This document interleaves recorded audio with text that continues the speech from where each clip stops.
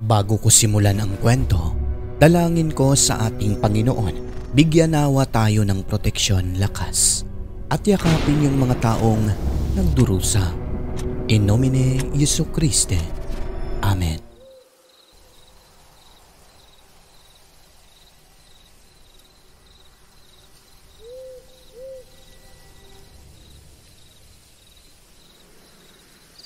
Mapagpalang araw po sa inyo, Sir Alex. Ako si Kurt at ibabahagi ko naman itong aking karanasan na talaga namang magpasa hanggang ngayon ay presko pa rin sa aking isipan. Noong ako'y maliit, kung hindi nagkakamali, 6 o 7 taong gulang pa lamang ako noon, meron akong experience na hindi ko nakakalimutan. Dekada 90 po ito nangyari. Nang mga panahong yun, napakatahimik pa ng aming lugar, bunsod ng puro bakante ang katabing lote. Tapos, malalaking punong kahoy at talahiban ang makikita sa paligid, lalo na sa likurang bahagi ng aming bahay na kung saan nakaharap ang bintana ng kwarto na aming tinutulugan ni nanay. Magandang pagmasdan sa araw sapagkat maraming makikitang mga ibon na lumilipad at mga paru-parong palipat-lipat sa iba't ibang bulaklak. Ngunit kung maganda sa umaga, kabaliktaran naman po pagsapit ng gabi buhat ng napakadilim ng paligid ng bahay, lalo na sa may puno ng kaimito na malawak ang katawan at sobrang yabong ng mga dahon. Ang tatay ko, sir, ay lingguhan kong uuwi, kung kaya natatakot na matulog sa kwarto namin na wala ang aking nanay. Iniisip ko kasi noon, baka may kamay na bigla na lang hahablot sa akin sa may bintana, kung kaya sa tuwing matutulog na sa gabi, talaga namang nakayakap ang mga kamay at paa sa aking ina. Kung minsay napipingot, buhat ng para umano akong gagamba na nakapulupot sa kanya. Naiinis ang aking nanay sapagkat paypay lang yung pinaka-electric fan namin that time dahil wala pa pong kuryente. Yung bintana naman po ng bahay namin noon, sir, ay hindi pa tapos. Yung pinaka-grills nito sa labas ay yari lamang po sa kahoy, na kung hihilahin ng malaking tao talaga naman pong matatanggal ito. Tapos, ang pinakatabing lang po sa loob ay kurtina. Sinabitan lang ni nanay ng salamin upang hindi madala sa hangin. Sa ibabaw naman po noon ay malaking wall clock namin na maririnig ang bawat galaw ng mga daliri sa sobrang katahimikan ng lugar. Sa edad na 6 na taong gulang, sir, marunong na akong tumingin ng orasan kasi tinuruan kami ni nanay. So heto na nga po. Minsan, hapon pa lang ay umuulan ng malakas, kumikidlat pa kaya malamig. Pagsapit ng gabi, maaga kaming nakatulog. Pagpatak ng 11:00, nagising ako sa kadahilan ng sobrang naiihi. Napakatahimik na ng lugar sapagkat tumila na ang ulan, pero naririnig ko pa rin po yung mga patak ng tubig mula sa bubong. Hindi kaagad ako tumayo nun kasi tinitiis ko muna sa abot ng aking makakaya. At dahil hindi na mapigilan, nagdesisyon na bumangon pagkatapos ay nangihi sa malaking arinola. Kinukusot ang mata. Papikit-pikit pa kasi antok na antok pa rin talaga. Matapos makaraos ay agad nang tinaas ang salawal upang makabalik sa higaan. Nang mapalingon sa may salamin sa bintana kasi naririnig ko ang tiktak ng orasan. Nandudoon si nanay nakatayo sa bintana na yon, nakaharap sa labas. Hindi gumagalaw na parang meron siyang tinitignan. Ako naman, ewan ko ba, basta ang naiisip ko lang po noon matulog na ulit gawa ng antok na antok pa rin talaga. So pagkahiga ko sa katre namin ay agad kong niyakap ang aking nanay. Naririnig ko ang mahinang hilik nito, palatanda ang sobrang himbing ng kanyang pagkakatulog. Habang nakapikit ang mata, biglang sumagi sa aking isipan. Teka, di ba nandun si nanay sa may bintana? Napaisip ako nun, sir, na wala ang aking antok kasi nga yakap-yakap ko na si nanay. Kung gano'n, sino ang babaeng nakatayo sa may bintana na kamukhang kamukha niya at pareho pa ang kasuotan. Nais ko mang lingunin ito upang malaman kung sino ang babae na yon, ngunit hindi ko magawa buhat ng naunahan ako ng takot. Pero para malaman kung ako'y namalikmata lang ba o hindi, kung nananaginip, dahan-dahan kong inangat ang aking ulo upang makita yung babae sa gilid ng aking mga mata o yun pong peripheral vision. Nandudoon talaga Sir Alex at sa pagkakataon na yun ay nakaharap na siya sa amin ni nanay. Kamukhang kamukha niya ito mula sa buhok hanggang sa hulma ng pangangatawan pati na po sa kasuotan. Sa takot, nagtalukbong na lamang ako ng kumot sabay yakap ng todo sa aking inay. Pati paa pinulupot ko talaga ng mahigpit sa nais kong magising siya noon, pero hindi man lang kahit maalimpungatan. Mahimbing pa din ang pagkakatulog sa kabila ng ginawa ko na yon. At dahil parang tulog mantika, pinilit ko na lamang ang aking sarili na makatulog na rin ulit. At nakatulog din naman po kaagad. Kinabukasan ay kinuwento ko ito sa aking nanay. Sagot niya na malikmata lang daw ako kasi bagong gising. Ngunit alam ko po sa aking sarili, Sir Alex, na hindi ako nanaginip ng mga sandaling yan at lalong hindi na malikmata. Totoong may nakita akong babae na kamukhang kamukha ng aking ina.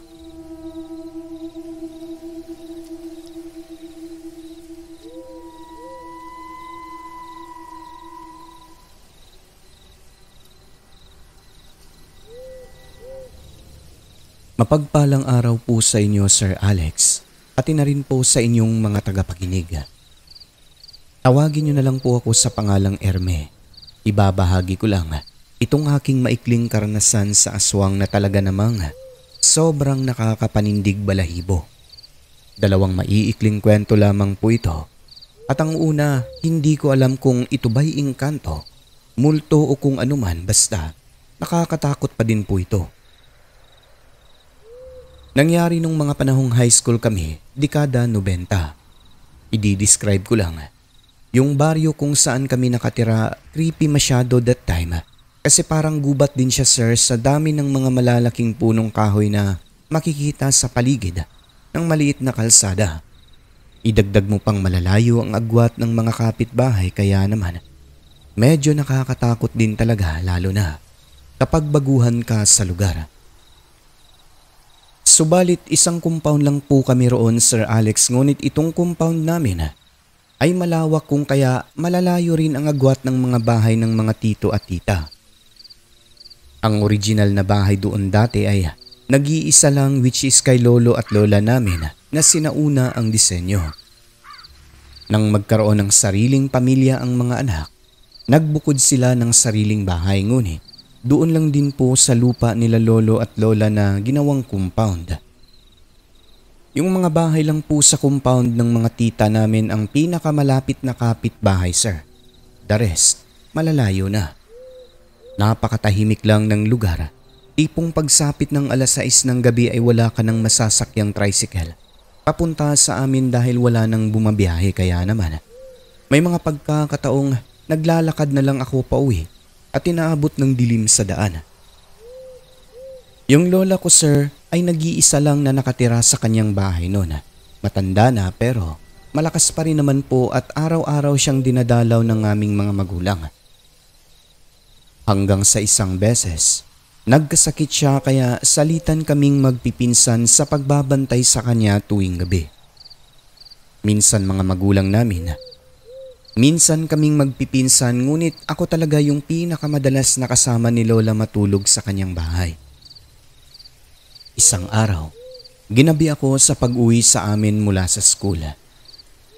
Pasado 7:00 na ng gabi nang dumating ang aking kapatid mula kina lola. Kaya ako naman ang pumunta roon para may makasamang matulog. So habang naglalakad, bago makarating sa bahay ng tita ko, nakita ko ang aking pinsan, sir, na nakatayo sa tapat ng bahay nila. So tinawag ko, "Marie, hoy Marie." Bala ko sanang ayain na doon kami matulog para naman meron akong kasama. Subalit nung tinatawag ko po siya, lumingon lang ito ng isang beses pagkatapos ay bigla na lamang tumalikod at nagpunta sa likod na bahagi ng kanilang bahay. Nang tawagin ko pa ulit, tumakbo ito diretso sa may mga punong kahoy hanggang sa maglaho. Napaisip ako noon kung bakit tumakbo siya papunta roon. Madilim ang lugar na yon dahil papunta na sa kakahuyan.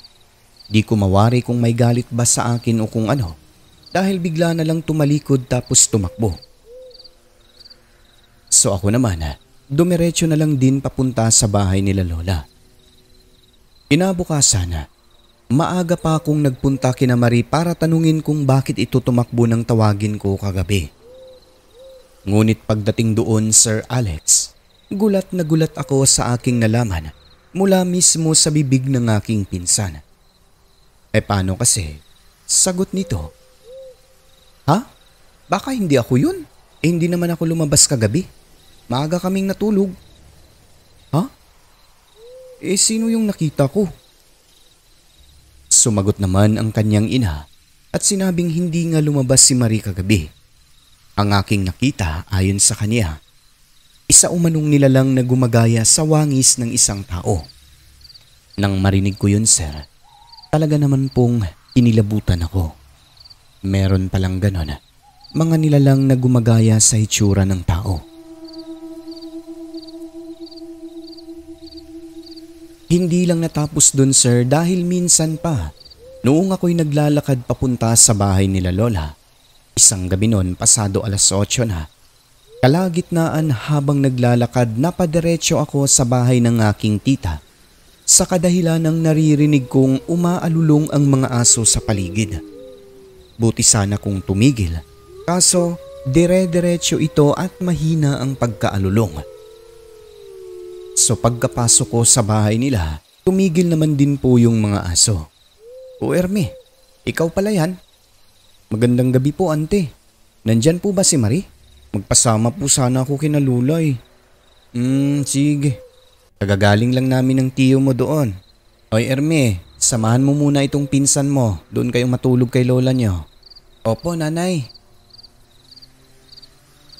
Natawa sila sa aking kwento, Sir Alex, lalo na ang aking tiyahin kasi natakot daw ako sa tahol ng aso. Sagot ko naman, hindi po tita, umaalulong po kasi kanina eh. Ay nako, huwag kayong magpapaniwala sa mga ganyan, lalo kayong matatakot. Minsan ang mga aso kahit ano dyan inaalulungan eh. Huwag kayong magpadala, hayaan nyo yan. Opo tita. At yun na nga po, sir. Sinamahan ako ni Marie papunta kina Lola at doon kami matutulog. Merong buwan ng gabi na yun kaso natatakpan ng mga ulap, ngunit maliwanag pa rin naman ang kalangitan.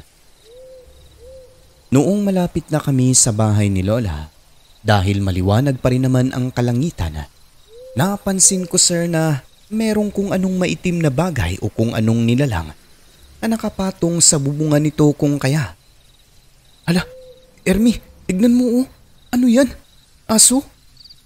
Hala, bakit nakarating ang aso sa bubong? Napahinto kami ng aking pinsan pagkatapos ay naghawakan ng kamay. Ilang segundo, sir, namin na pinagmamasdan ang nilalang na yon na inakala pa naming aso lamang, ngunit ilang sandali pa, bigla itong tumayo at nagkorting taong parang kuba kung kaya. Sa puntong yon, napasigaw kaming pareho ng aking pinsan na merong aswang. Takbo kami ng takbo, paikot-ikot at sinabing si Lola may aswang. Umalingaw-ngaw talaga ang tili naming dalawa kaya naman sa sobrang taranta ay nagsitakbuhan papunta sa aming kinaroroonan. Ang mga tiyuhin namin, sir, na may dalang mga patalim. Ang isa kong tiyo may bitbit pang di-12. At nang malaman nila ang nangyari, talaga namang nagdulot ng pag-aalala ang tagpong iyon sa kaligtasan ni Lola kaya naman agad nila itong tinungo. Inikutan ang bahay ngunit wala silang nadatnan na aswang. Yung lola ko naman po Nang maabutan ni Tio, sinasabi nito na meron daw siyang naririnig na kumakaluskos sa bubungan at mahinang hingal ng nilalang na ayon sa kanya ay isa umanong wakwak. Nang dahil sa pangyayari, sinamahan nila Tio si Lola sa bahay nito ng gabi na yon. Nang sa di inaasahan, Sir Alex, 3:00 ng madaling araw, nakainkwentro nila Tio ang isang aswang na pilit binubuksan ang bintana ng kwarto ni Lola kung saan sila natutulog. Actually, Sir Alex, nabuksan na talaga ang bintana at nakapasok na ang kalahating katawan ng aswang sa loob ng kwarto. Pagkakalarawan pa ni Tio, lalaking aswang daw ito na kalbo. Mayroong pangil, parang asong galit ang hingal.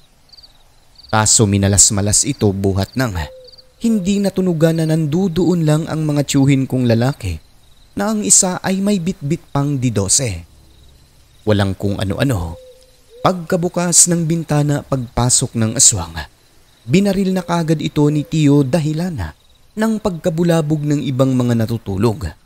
Pati yung nanay at tatay ko, sir, napasugod sa bahay nila Lola ng madaling araw dahil narinig nila ang malakas na putok ng baril. Ngunit nakatakas pa ang aswang at pagkukwento pa ni Tio, pagputok daw ng kanyang baril sa isang iglap ay naging aso ito sabay lundag pababa mula sa bintana. Pagkatapos ay kumaripas ng takbo papunta sa kakahuyan hanggang sa mawala. Ganon pa man saad niya, siguradong may iindahin ang aswang na yun sapagkat alam ni Tio na tumama talaga ang mga bala ng kanyang D12 sa dibdib nito. Grabe talaga ang pangyayari na yun. Halos hindi kaming lahat makapaniwala. Matapos ang nakakapanindig balahibong tagpo, hindi na namin iniiwan si Lola na mag-isa sa bahay nito. Nalaman din kasi namin nun, sir, sa pamamagitan ng isang manggagamot na inaaswang daw yung aming Lola kaya ito nagkakasakit. Sa awa naman po ng Diyos matapos noon, gumaling naman po yung Lola namin sa karamdaman nitong pabalik-balik. At sa kadahilan ng dalawa kami ng aking pinsan ang nakasaksi, Sir Alex, na baril pa ni Tio. Simula noon ay naniniwala na kami na ang mga aswang ay hindi talaga kathang isip lamang. Totoo sila, nandiriyan lang nakikisalamuha, naghahanap ng tiyempo, nagaanyong kung ano-ano para maisagawa ang masamang pakay na makapambiktima. At eto pa, ilang araw ang lumipas, may pumutok na balita sa Karatig Baryo na patay na umano ang isang lalaking kalbo na hardinero na pinaniniwala ang mangtas na aswang sa lugar na yon. Ang ikinamatay, mga nagnananang sugat sa dibdib nito na animoy binarang dahil nabubulok na lang ay hindi pa naghihilom. Kaya paniwala nila, yun din ang aswang na nabaril ng aking tiyuhin. Kayo, ano kaya sa tingin nyo?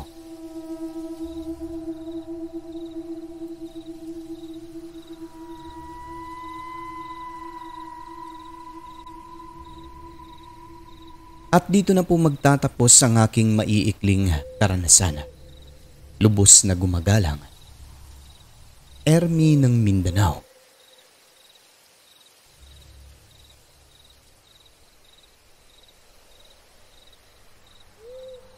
Ang mundo ating ginagalawan, nababalot ng kahiwagaan na tanging ang Diyos lamang ang siyang may kasagutan. Ako po si Alex. Magandang gabi.